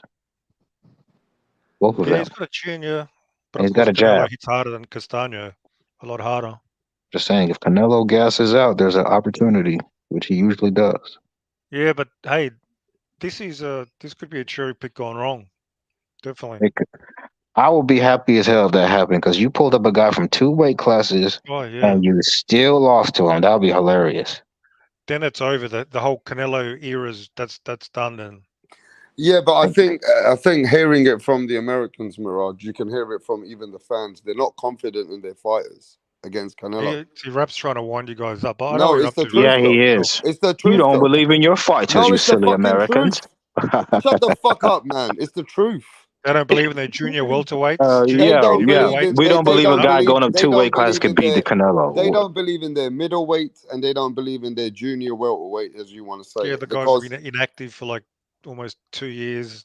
Even Jamel's been inactive. By fight time, it's going to be over. Hey, let's make Conor Ben. That's the only welterweight you have. Let's make him go up to 68 and fight Canelo. Let's see if he can beat him. He's going up to 60 to fight Chris Eubanks. That guy's a bum. Whatever, man. You need to watch your mouth, because that guy would knock you the fuck out with one jab. But yo, listen to this. You really compare Eubanks to Canelo? Come on now. You know what's annoying? Yeah, there's no uplift. every time I talk to some of the American people, they're not uplifted, but they're not actually. They're like a bit in suspense. They're like, well, Canelo's gonna beat them. Like that's all you hear now. Canelo's gonna beat them now. It's like they've changed their energy. They don't believe that these guys can put a threat to Canelo now, and that's disheartening to see when you guys have no faith in the Charlos, bro. Okay, You have but it's no faith in because. the Charlos. Even Mirage has more faith than you, Dirk, in the Charlos against Canelo. But what did I say? I say if you give Big You said Charlo a it wasn't tune-up, even a fight, Dirk. you expect me to think that Charlo coming off a 2-year layoff can just go in there and beat Canelo. You want me to say that? Really? You said that Jamel Charlo is not even a fight versus Canelo. You basically said it's just a made up thing, paycheck to paycheck, and that's it. That's what you're basically implying. It could be. You're not even going to tell me that that's not even an exciting fight. That 4-5 rounds won't Oh, even it be is great. exciting. It's entertaining. Just because of the names. I mean, it all depends. I think, look, Canelo came to PBC. First, all the PBC guys, they were hating on Canelo. Now he's come to PBC. He's got to take all the fighters that PBC is going to offer him. Rap, I know you remember the day that PBC deal was made. I was one of the first people on your show, and I said I was giving Canelo credit. Remember? You remember that, but now we found out that Benavidez is not even part of the deal. That's the only reason why I was happy with the deal. I wasn't really too keen on him fighting Charlo off a 2-year layoff. I was like, I don't really care because we're gonna get the Benavidez fight right afterwards. But guess what? We're not gonna get the Benavidez fight. So what the fuck you want me to say? You want me to sit here and gloss over Canelo and kiss his ass? So be honest, as an American, the only man you got faith against Canelo with is David Benavidez. If Charlo was right, I would have all the faith in him too. But you don't. You have faith in David Benavidez. Yes. He's the American guy that you have faith in. Why not? And that's right. Who's the British guy you have faith in? Loads. Tyson Fury will come over there and beat the fuck out of all of you. That's the only one you have. Whatever. Tyson Fury put you all in there. Thank you. Lennox Lewis. What is this? What is this obsession with trying to downgrade our fighters, Rap? Nah, man. I'm just trying to see where you coming from because Mirage is right. You're trying to wind me up. You downgraded your own fighters. You came and sat here and downgraded the whole fight. You said this is not even a fight. Jamel Charlo's not even a fight. You downgraded him. Are you trying to get us back for calling the UK fighters bums? No, you don't even have to talk about it, Mirage. Come on, let's keep it real. We know it's true. You're not even American, Mirage. You're not even American, bro. They're powder puffs. Why are you talking? Why are you talking? Because you're not even American. You're a big cream puff as well. No, but you're not even American. So why are you talking? I'm from Australia, bro. Yeah, so shut the fuck up. This is what I'm talking with American guys coming over here and downplaying Jamel Charlo like he ain't shit. He's a great fighter at 54. But not against Canelo. No. Do you think Devin Haney go to 47 and beat Errol Spence right now? Or at least be competitive with Errol Spence? I mean, I just think Canelo hasn't even looked his greatest in the last year and a half. Look. If Mel, okay, let me answer your question. Slightly, right? If Mel is physically the same fighter he is at 54 at 68, and he can at least handle some of Canelo's power, oh yeah, it's gonna be a great fucking fight. But that's a huge if. So that's why, to me, this is kind of kind of a bullshit ass fight, if I'm being honest. All right, let me ask you a question. If Boots Ennis wanted to fight Jamal Charlo at 160, would you be backing Boots? See, now that's a little bit more. That's different. Because you suck Boots' cock. No, that's different. I got you. That's different because Jamal Charlo is coming off a 2-year. No, listen to me. Jamal Charlo is coming off a 2-year layoff. He's coming off a 2-year layoff. Let me finish. He's coming off a 2-year layoff, and we don't know what type of fighter he is right now. No, I heard he's getting dropped and sparring by bums. So I'm just saying. Look, Dirk, I'm hoping that one of these guys give Canelo Alvarez a good fight, bro. I'm hoping Canelo's going to be put through trenches. Yeah. Because we were hearing that Canelo don't fight a lot of Americans. Now, I'm hoping out of the brothers, out of the Charlo brothers, that one of them beat him. Yeah. So there could be, some kind of excitement. But I don't think you see it like that.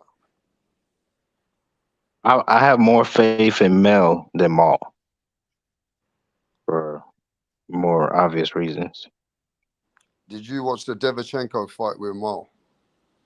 Yeah, that version of Jamal Charlo beats Canelo. That's what I'm trying to tell you.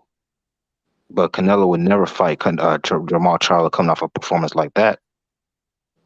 He needs to wait for him to be depressed, 2 years off, having marital problems. Then now I'll fight you now, But before, nah. But the Canelo fans are gonna ignore that. Whatever he does is right, and he's fucking Allah and Jesus in one. Now that's true. I've been hearing that a lot from the Americans, that Canelo fighting this guy because he's been inactive for so long and and been, whatever it is. But it's a cherry pick. And look at Inoue. Inoue is going up to another weight class, fighting Fulton, and Fulton is not off a 2-year layoff. Fulton is the bigger man. Fulton is in his prime. He looked great his last fight. The Inoue is a real fighter. I'm not sure to make it sound like I'm being biased towards Americans or whatever, but just tell it like it is. It's a cherry pick.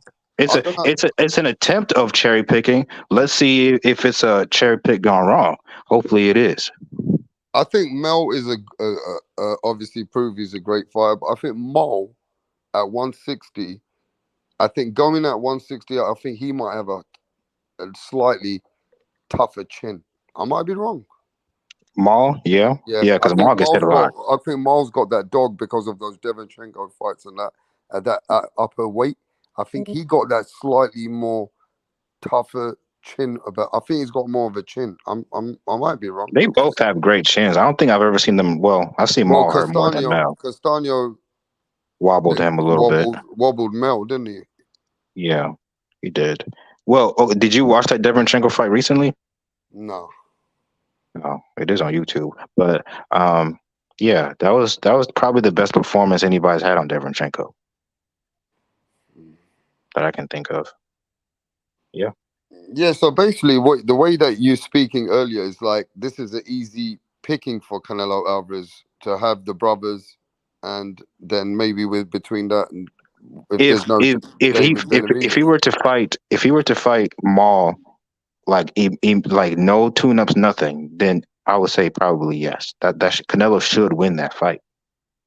I mean, don't you think he'll be the favorite regardless? But he should definitely. He's the favorite against everyone. He's the favorite against all of them. Yeah, exactly. Even Benavidez. David Benavidez.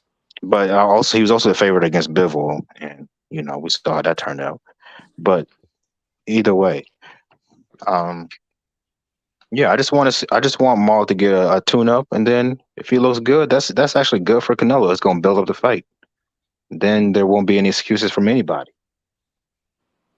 right? I mean, look, man, at the end of the day, I think you can't have your cake and eat it. Canelo Alvarez did sign to the PBC to fight all the American guys. It's now that you're hoping that one of them's David Benavidez, or you would even probably hope at this point one of them's Demetrius Andrade. Am I right? No, I don't like Boo Boo. See, they assume we like no, Boo Boo ain't shit. I'd rather see Maul, Mel, and Benavidez. That'd be a good 3-fight deal. Yeah, but having Benavidez wait a year and a half, all these motherfuckers who didn't do shit get it. That's a joke. This whole narrative, it's building it up.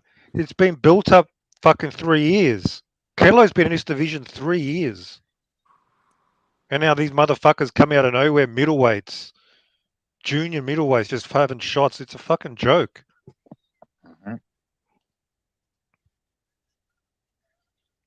Now it's become normal. It's like I wear Maul's next. It's just like, yeah. It's like they made you accept it. Yeah, it's like normalized now, this bullshit. For 2 years, 3 years, they said, "Oh, you got to earn the fight. You got to earn the Canelo fight. Payday, payday." Wait, and Rap, you were here. Weren't Canelo fans calling the Charlo brothers trash? They don't deserve a Canelo fight. They just want a payday. They're overrated. Weren't they saying that shit? You remember? So yeah, some fans, some fans. a lot of them were. Now all of a sudden they're killers. They're bigger than Canelo. It's gonna be a great fight. It's insane. Like, get the fuck out of here. These guys are fucking crazy. You think Yeah. I'm fucking crazy? I'm a crazy fan. I'm not fucking insane. These guys literally just the shit they say. And yes, we did want that fight with the Charlos. And but you gotta leave out context. That's back when they were, when they were active, or at least the big one. I'm not talking about Mel. That was never a realistic fight. When Mel was looking good and he was active, we wanted to fight back then. We also, but Mirage like I is said, the same guy also that was shitting on Canelo, saying that he didn't even look good against John Ryder and he didn't even look good against Golovkin. So if Canelo didn't look good, does that not still make him more competitive because he's not at his best? and like I said, you give Maul a tune-up to at least get his feet wet at that weight class, he can beat Canelo. And he should be able to get a tune-up because his little brother's first. They're So, definitely more that's all. competitive fights. Definitely more competitive, Rap. Right. That's all I'm saying. There's no way he's beating Canelo coming off a 2-year layoff. Like, boxing doesn't work like that. Yeah, but you guys sound like you're already defeated. You know, like the Canelo. Not defeated. It's just being realistic. Yeah, I get that, realistic, right? But as a fan, you being an American, right? It just seems like you are defeated that Canelo Alvarez is picking these opponents at this point, and you're American. Well, let me tell you the truth. You're American boxers. You're not. You know, I can tell by your energy. If this was Boots or somebody else, you'd be way more confident, saying, "You know what? I think our fight is going to beat Canelo." You got no confidence in the Charlos, and you got only confidence that you've accepted it today. That the only confidence you've got is in a man called David Benavidez in America. Peak, a peak or even an 80% version of Charlo, and obviously and Benavidez, they both beat Canelo. There you go. I have all the confidence, but they have to be right. Like, I'm not just gonna say any version of Charlo beats Canelo. That's bullshit. That's what you want me to say. How old I'm not is going to say that Charlo? How old because are I do. Charlos? Canelo's obviously a great fighter. You're not just going to hop out of bed and beat him. Like, come on, let's be Are real. the Charlos the same age as Canelo? Yeah, they are. What's your point? I'm just saying they're I'm not saying they're past their best. They're still at their prime age. Yeah, but being prime age and prime in fighting shape is two different things. You know, injuries, drugs, alcoholism, or whatever, some type of drug problem that can affect your performance as a fighter.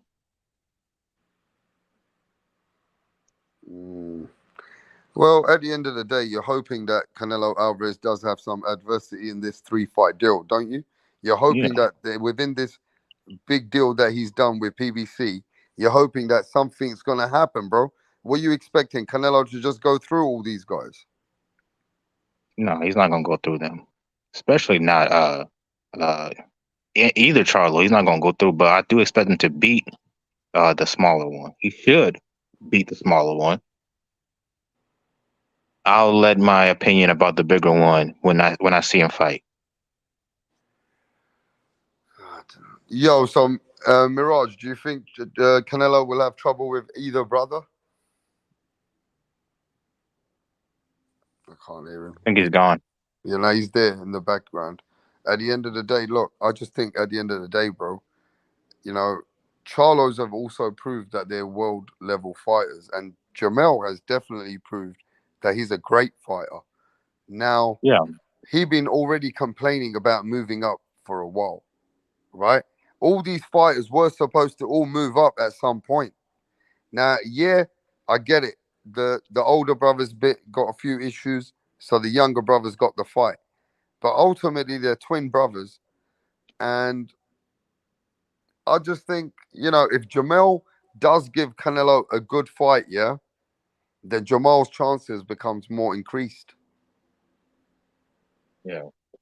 It all depends how Jamel, regardless of what people think, he's big for the weight. Now he's taller than Canelo Alvarez. You know that, right? Yeah.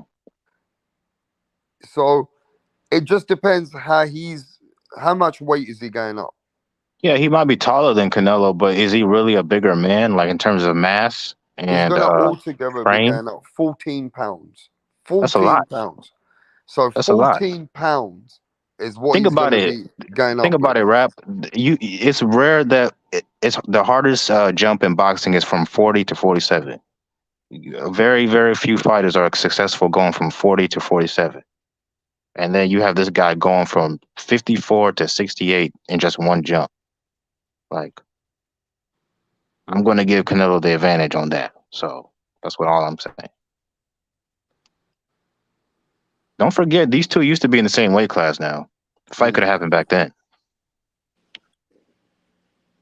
But Canelo's been accumulated at 68 for years now. He's used to taking punches from 68 and 75 pounders, so he has the advantage because of that. Yeah, I mean, let's see what the chat says. They're also listening. Sliding Counter says, I think Canelo will go to Jamel's body a lot. Being a stronger guy. Dirk makes a lot of sense here as well. I don't want to grind him too much. I just don't like Dirk's energy. Being the American fan for his own fighters. That's the only thing I don't like. Hey man, we're gonna ride it till the wheels fall off, Rap. And by the way, a reminder: an American beat the shit out of Canelo, Floyd Mayweather. Just saying. Well, we're just going here now, right? That we sound like that you're not that confident with some of these guys. But look, Canelo Alvarez still giving America what they want. He's giving you fighters with the Americans, bro. Still saying, at least the Jamels. How about this? The Charlo brothers are getting a lifetime opportunity to fight that Canelo fight they've always wanted. I mean, Well, I'll be honest. At least they're better opposition than those UK cans. So I'll give Canelo some I'll credit. say that even a male pulled up from 2 weight classes below is a more competitive fight than fucking John Ryder. But the I agree. difference is we'll still support John Ryder, Billy Joe, Callum Smith, and we'll still say, you know what, we're happy. We're gonna still see. Hopefully, they got a good chance. Anything can happen. But I get that Charlos are not exciting you. That they're not giving you the same kind of a feeling that they can do something in the fight. I mean, look, at the end of the day, bro, it's still a bit exciting. Look, for Mirage, he's really pissed because if Benavidez is not part of the free fight deal, he's going to call Canelo a duck till Canelo dies. I'm calling him a duck now. I'm calling him a fucking duck right now. Every fight that is not Benavidez is a duck. You don't get like a free tickets. Oh, it's a 3-fight deal, so we get some free passes. Triple G was a duck. John Ryder was a duck. Now Mel, this is a long list. And look at Josh Taylor. Didn't he have like drug or alcoholic issues, and he was inactive for a long time? Look at the way he looks now. Like Errol Spence. Yeah, but Earl is a special fighter, so he was able to overcome that stuff. No, I mean, Errol Spence did the same thing as what Josh Taylor did a couple of times. Yeah, but he wasn't doing drugs though. He had an alcohol problem, but I heard Josh Taylor was doing all kinds of shit. When Errol Spence was kissing that yellow bees, he looked like he was doing drugs. But carry on. Well, either way, whatever Josh Taylor was into, it obviously affected him negatively. That's why he looked like trash against Catterall. He should have lost that fight, and then he got his ass whooped by Teofimo. But do you ever understand that some fighters grow out their weight division? Yeah, that might be true. Maybe he's drained, but why hasn't he moved up to 47? That, or what? That's logical. That happens all the time. No, you're right. But he achieved undisputed. Why didn't Josh Taylor go up to 47? Maybe he's scared of 47. He'll get his ass whooped up there. Maybe the biggest money was the fights that they were giving him right now. No fight is scared. Oh, please. Earl Spence and Crawford are big fights. Yeah, but that fight's not available, Dirk. Stop acting like an idiot. At this point this time, Teofimo was the good money millions fights for him. That's where he could make some meals. When he achieved undisputed, That's how you make money. Whatever was But the no, big fight. that's not true because when he achieved undisputed, Crawford was still with Top Rank. Yeah, but that fight was still not going to happen because Crawford wasn't looking to fight Josh Taylor. Yes, he was. They even talked about it face to face. Because at that point, even if it was talking at face to face, he had a problem with Top Rank. He was suing Bob Arum. So that fight wasn't going to happen. So the money fight for Josh Taylor was Teofimo Lopez. So sometimes how much money did he really make in that fight? Sometimes you got to cut that weight if you think you can cut it because that's where the money is. Right? Look at Devin Haney. Still looking to make a fight at 135 if the money's there. Mm-hmm. Sometimes you got to understand, bro. Fighters are cutting as much as they can. That's why Virgil Ortiz can't even do anything anymore. He cuts too much weight. Some people can do it. Some people just can't do it anymore. Right. There it goes, bro. That's boxing. Come on, Dirk. Wake up, bro. You're always there trying to hate on other fighters because you ain't. So what fight did you really want in America, bro? You don't think it's Charlo's. You definitely don't think it's Errol Spence. So who the fuck did you want? David Benavidez, yeah? That was the fight. Yeah. That's the only guy you really wanted then out of Canelo's fight. Then. No, it was two people. It was Maul, and this was 2 years ago. Or actually, maybe even a year ago. I wanted Maul and Benavidez. That's it. So, ladies and gentlemen, you heard it there. Dirk, one of our guys who comes over here from America, should I say my mate? You know what I mean? Agree to disagree sometimes. But Dirk says that the fight out of the whole Americans is not Jamel's and all that, is David Benavidez. That's the American fighter that Dirk is going for more than everybody else. You said it yourself, bro. So that's the fighter that you should be hoping is in a 3-fight contract deal. Right. And if he is, does that shut you up then? Which one? If Maul's in there? If fucking David's in there as the 3rd fight? Yeah, it will. I'm not a hater. But are we going to get that? You heard, Senior's been on your show plenty of times. Are we going to get that? No. He don't. Well, so until then, I'm I'll tell going to you talk when shit. we're going to get that. Shall I tell you how I know we're going to get that? Tell me. Every day things change and he can get notified. And if David Benavidez fights an easy fight, a tune-up, then we know that he's waiting for that Canelo fight. Hey, why would it be a secret when he signed for the Zone? They said it's going to be Bivol, then it's going to be Triple G. They said that straight away. Why is this deal such a secret? Because the 3rd fight is Andre Durrell. I wouldn't be surprised. Or maybe a rematch with his little butt buddy, sparring partner, Yodra. Dude, I don't think that he has. I think he knows who he wants to fight, but if it was Benavidez, they would have said Benavidez, in my opinion. Do you know what I'm looking forward to when Canelo starts doing his interviews? I want to see if the reporters and that are going to start pressing him on this, shit about Benavidez. He's just going to say, "We'll see."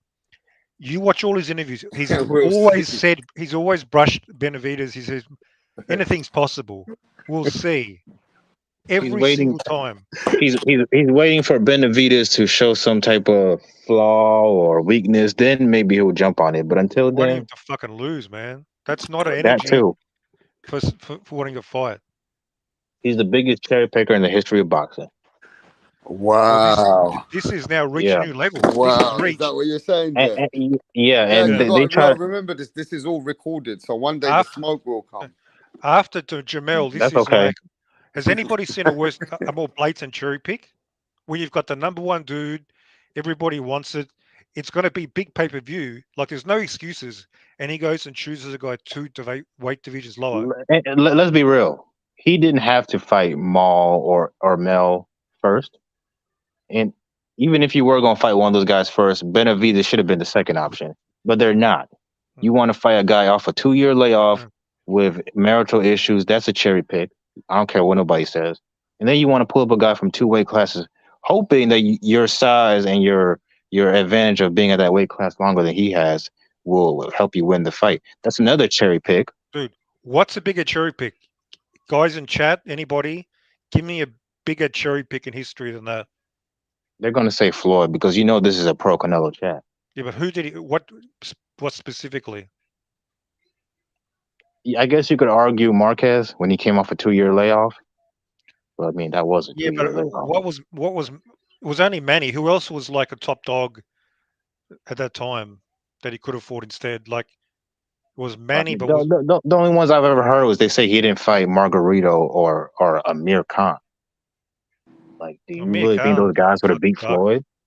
Yeah, see, I'm not aware of that. You have to be specific with the dates, who was available, shit like that. Like, there's literally no excuses here. Yeah, but you guys do, Mirage. To be honest, you have converted Dirk. You know, like when somebody converts somebody in a religion, you sound like a converted, like you've hypnotized Dirk as well, because you sound like haters as well. Because Canelo, doesn't need to be let me just say hypnotized. this. Let me It's the say facts. this. Let's be fair. There's some facts you want to say, but the facts are Canelo's done more than every one of those fighters that you're talking I about. don't care And about also, that. That's narrative. That's story as a time. young guy, you say, who did he try to prove himself?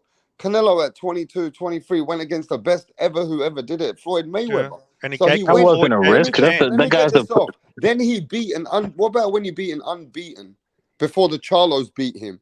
He beat an unbeaten Austin Trout. That he don't get credit for that. Then he goes and beats. Credit. Yeah, he don't get credit for Austin Trout. He beat him as an unbeaten guy, right? He beat him. Then he beats Edison Lara. Then he goes. That's a tricky fight. He beat that guy, Mirage. Then he goes and beats fighters like Gennady Golovkin. That's a name. That was after like 45 fights. Danny Jacobs in his prime. So you can say what you want, but let's not even mention the Miguel Cottos and Shane Mosley, because I don't want to about that. That's just a resume. They're old men. Those were resumes. But let's remember, Canelo Alvarez has beaten some guys which were the names at the time, the Laras, the Jacobs, and that. So it just is what it is. You just ain't happy. Neither is Dirk, because right now it ain't Canelo's fault. If you look at Those what Dirk names said, like 7-8 if years you look ago, at what just Dirk mentioned. said, I've caught Dirk out. He's blaming all this shit on Charlo. Like he's saying Charlo's this and Charlo's inactive and Charlo's got mental problems and Charlo's got depression. That's not Canelo's fault. That Charlo's keep fucking idiot got backstage, problems, that bro. boxing knucklehead. But is Keep him that Canelo's backstage. fault, Mirage? That Charlo's got all these problems and being inactive? No, it's Canelo's fault for choosing him. This narrative, it's not Canelo's fault this guy's been... It's his fault for choosing that person. These bullshit arguments, man. Guys. Go on, all right. So I've been listening. I've been listening to this nonsense now, and I'm here to bring some. No. Shut your mouth. You've been talking way too much. Let somebody else talk. Listen, I'm sick of this nonsense. All right. This has become a zoo of a fucking panel, and I'm here to bring some sense and logic and order to this shit. All right. Listen, Dirk is the same motherfucker that will give credit to Hagler for bringing up Tommy Hearns 2 weight classes. Facts. But he shits on Canelo, and he's already making all these fucking pussy-ass excuses. This is the same guy who's been calling Canelo out for years, talking mad shit all over Twitter, all over social media. And now that it's here, now that Judgment Day, now that Judgment Day is here, these fucking pussies, these fucking pussies are shaking in their fucking boots, making all kinds of fucking excuses. It's fucking disgusting, all right? Dirk's the same dickhead that gets roasted about, Shakira shouldn't take the fight. This is what these guys do. They protect their fighters because they're bitches. They're protecting Charlos.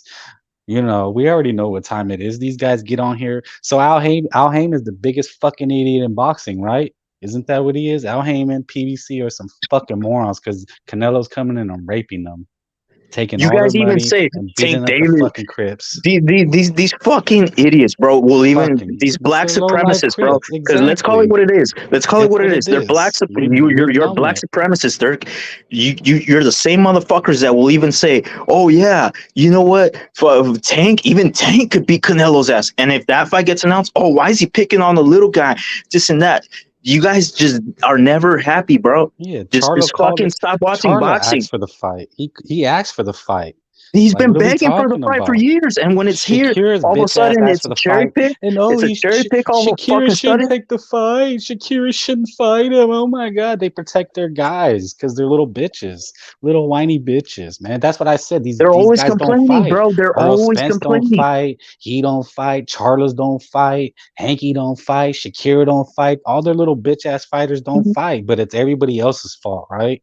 They don't fight. Whose fault is Oh, that? he's They scared don't of fight. blacks. He's scared of blacks. Oh yeah, but look how long. But look how long it took. It took That be's fucking racist. That's racist. Spence You racist, and Crawford TBS. to fight. Look how long TBS, it you took Spence. racist.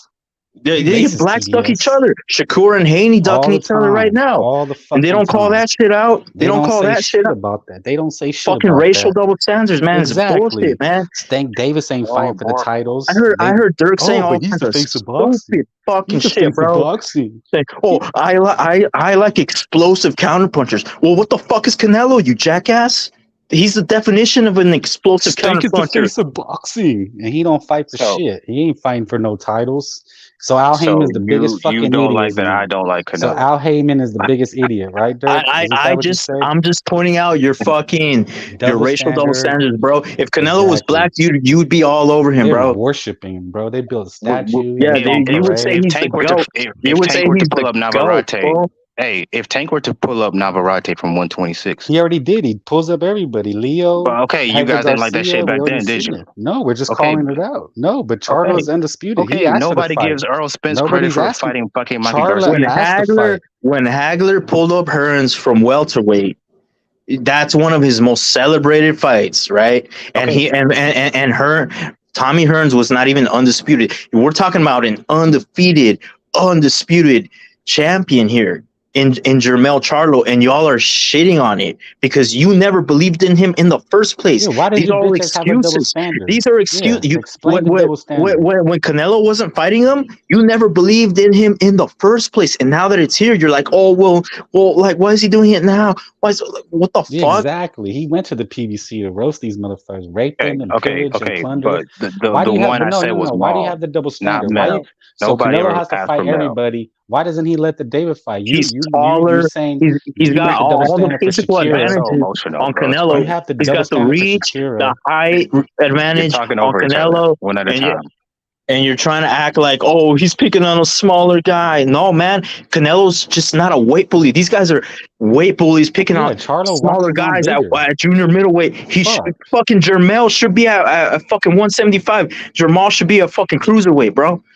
That's a fact. Do you think it matters? Canelo. What are you Do you talking think about? it matters? They walk around bigger than Canelo. You All don't right. even address that fact. You talk about Mikey. Mikey was a smaller guy. Canelo. They were all at the same weight. These guys just cut more weight than Canelo. He's the only one that Do you moved guys up. think it matters? Like, how stupid are you to being say he's comfortable pulling at a up? weight? Dude, they walk around How come bigger the than blacks Canelo. stay You at the fucking same weight, idiot. bro? Yeah. And they pick on smaller guys. That's How what come I'm they saying. stay at the same weight? How Yeah, come the even black David should boxers move stay up. at the same weight, picking on smaller guys, and it's always the Mexicans moving up, fighting bigger guys? You ever think about that? Yeah, Charlo just cut. He walks around bigger. What are you talking about? They walk around fucking huge. They just cut more weight. They're obviously the bigger guy. They walk around bigger. What do you mean he's moving up? He just Better cuts not more lose to weight. him. He just cuts Better more not weight. lose to him. He just cuts more weight. You won't even acknowledge I would that. love And to then hear why the do you have excuses. why do you have the double standard? Shakira shouldn't fight, but Canelo What has is to your fight obsession on everybody. being a victim all the damn time? No, that's what you're crying about. That's what Charlo's the you're victim. the one. Charlo's You're the one Like, fucking you bitching. for- I'm excited for the fight. does I'm Canelo- excited for. You're the one fucking complaining about the fight, bitch.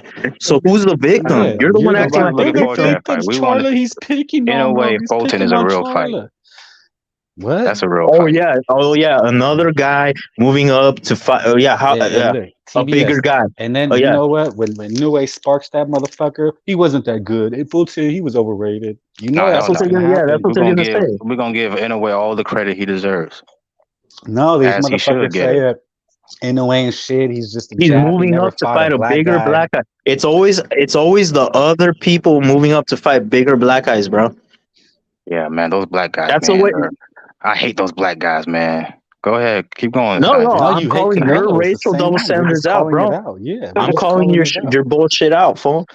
Yeah, All right, don't get man. on I'm here sick because I'm and sick of this shit. I'm so fucking yeah, sick these of it. I'm not the fucking. only one. Look at everybody in the fucking chat, bro. They know Everybody in where the this I'm dude's Let me get speaking. the fuck. I'm fucking dirt speaking for dickhead comes from. 80% of the fucking chat. 80% of the fucking chat Not agrees just with that. me. Everybody's All heard of this them are dirt dickhead Canelo loser. fanboys, just like you. It's not Canelo fanboy. He's the face of Yeah, we boxing. all. Like you're the one that talks about him. You hop on the trash, and we're just combating. We're not. We're like you're just full of All right, man. shit. Well, You're playing victim for combat Charlo. amongst Oh, yourselves, bro. Charlo. I don't really care. Okay, I'm not bye, trying bitch. Okay, to. yeah, that's what I thought. Yeah, Run off yeah. a little bitch. Yeah. Because you don't know shit about boxing.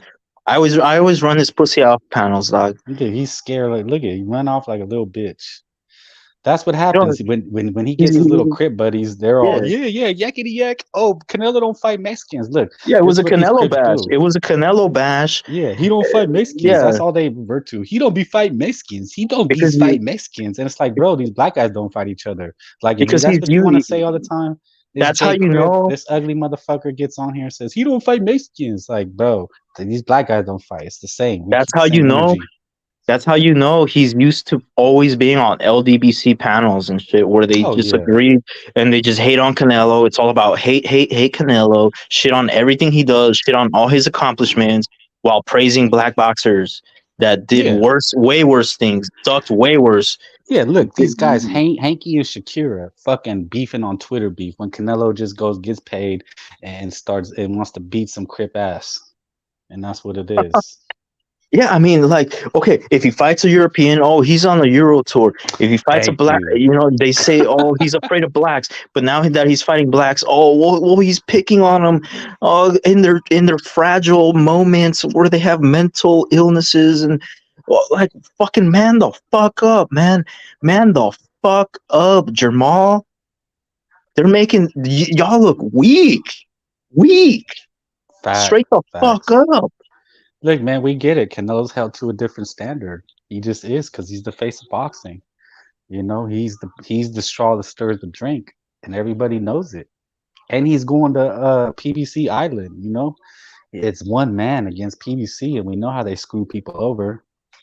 And he's taking them on. Yeah, Bro. he's gonna be against the judges, the refs.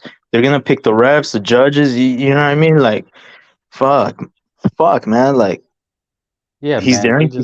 He no matter what he does, they're gonna shit on it. You get 2 or 3 or 4 Crips on here, and they just yakety yak. He don't fight Mexicans, and he's cherry picking. He be cherry picking and everything.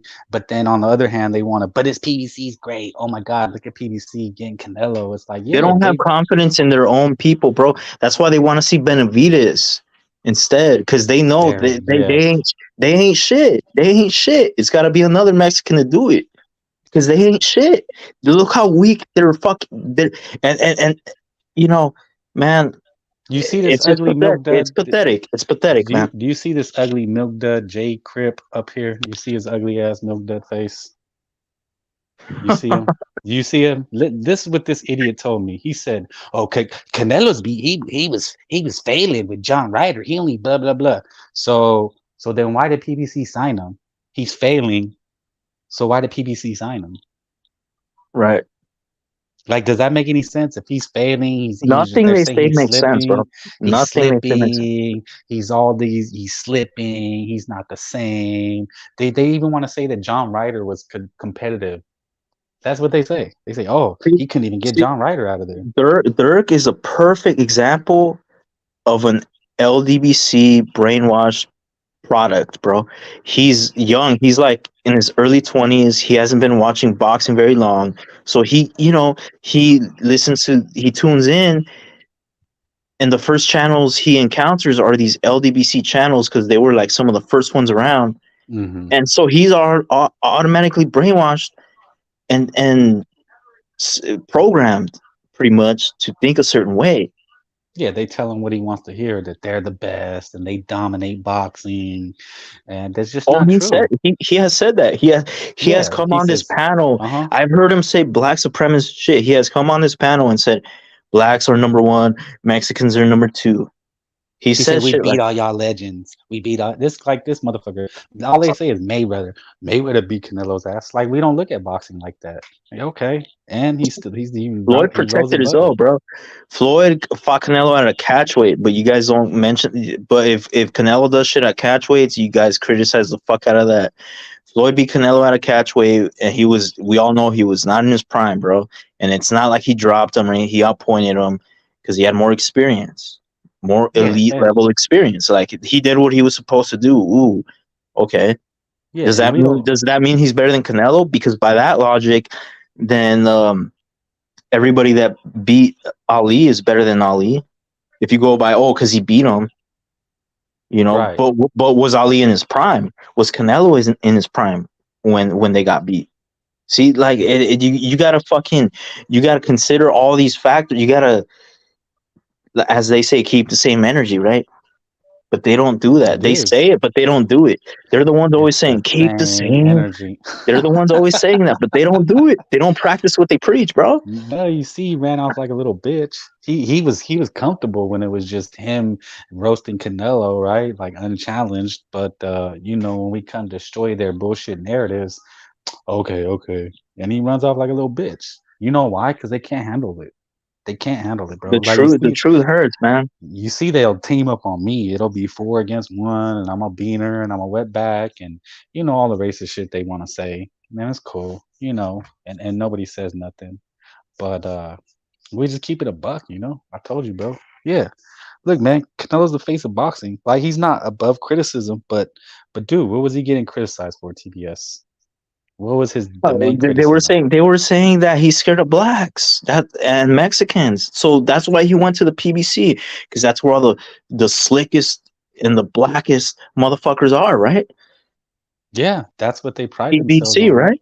Yeah, they're gonna throw they're gonna throw the slickest of the slickest, the blackest of the blackest, the fucking and then they got the Mexican monster at the end because they say he's afraid of Mexicans, so they're gonna throw the big bad Mexican monster at the end, and they're still fucking bitching and crying, fool. Look at Danny Cuck Medina. There's more African American undisputed. Okay, one guy beat Cambozo, got his ass kicked by Loma, and the other guy is ducking Tim Tszyu and about to get his ass beat. But they don't dominate boxing. Actually, who really dominates is Europeans. Actually, pound for pound, if you look at all the rankings and top 10s, it's mostly Europeans. And then after that is Mexicans. AKA Eurobums. Go through the divisions. We the did LDBC. The LDBC is the one that came up with that term Eurobum, right? Just to hate on Canelo. There's only two divisions where blacks, I guess you want to say, dominate, is 147. 154, but it's only 147 because these motherfuckers held up the belts, and they don't want to say that. It's like we were talking about Virgil, right? TBS, and Virgil got screwed over because these guys held the belts for a year and a half, and they're okay with it. Like, oh, but Earl's he's unified. He's pound for pound. Motherfucker hasn't fought it a year and a half. Yeah, look at this troll, Larry Lopez. That's not even your real name. Your name's probably like fucking Tyrone Jones or some shit, but that's a troll account. Yeah, dude, if you look at the top 4 divisions, there's no blacks to be found. If you look at the bottom 4, no blacks to be found. There's just a handful of divisions. Yo, Frank, I'm back. Looks like there's been so much entertainment today. Because, man, that fool had to get cooked and he ran off like a little bitch.